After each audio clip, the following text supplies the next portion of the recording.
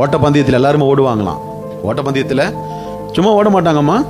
ஓட்டப்பந்தயத்திற்கு போட வேண்டிய ஷூ, ஓட்டப்பந்தயத்திற்கு தேவையான உடை.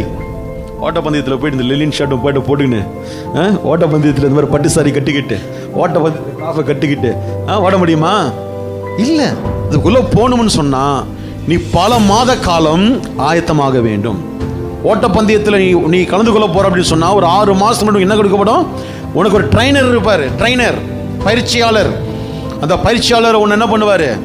நீ எவ்வளோ வெயிட் இருக்கிற மிஷின் போடு, வெயிட் போடு, அதை பண்ணி செக் பண்ணுவாங்க. நீ தகுதியா தகுதி இல்லையா, அந்த ஓட்டப்பந்தயத்துக்கு தகுதியா தகுதி இல்லையா. அப்படி தகுதி இல்லைன்னு சொன்னால் நீ மெடிக்கலாக ஃபிட் ஆகணும். அதுக்கு என்ன பண்ணணுமோ சொல்லுவாங்க. அப்படி நீ தகுதி ஓகே, நீ பண்ணலாம், உனக்கு மெடிக்கல் ஃபிட்டு ஓகே, ஆனால் சில பயிற்சிகள் தேவை. அவன் கொடுப்பான், உங்களுக்கு ஒரு பெரிய லிஸ்ட் கொடுப்பான். இந்த லிஸ்ட் தவிர நீ எதுவுமே பண்ணக்கூடாது. ட்ரைனர் என்ன பண்ணுவான்? எக்ஸசைஸ் கொடுப்பான்.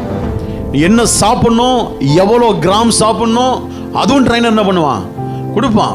அந்த 6 மாதம் அந்த ஓட்டப்பந்தயத்தில் போய் நிற்கிறதுக்குள்ள உன்னை எப்படியெல்லாம் பயிற்சி வைக்கணுமோ அப்படி ட்ரைனர் என்ன பண்ணுவான்? பயிற்சி. நம்ம ட்ரைனர் பரிசுத்த ஆவியானவர். நம்ம ட்ரைனர் யாரு? பெற்றுக்கொள்ளத்தக்கதாக ஓடும்படியா. நீ எப்படி ஓடுனா பெற்றுக்கொள்ளுவ? ஓடுவதற்கான தடைகள் என்ன உனக்குள்ள? பிரச்சனை என்ன உனக்குள்ள? ப்ராப்ளம் என்ன உனக்குள்ள?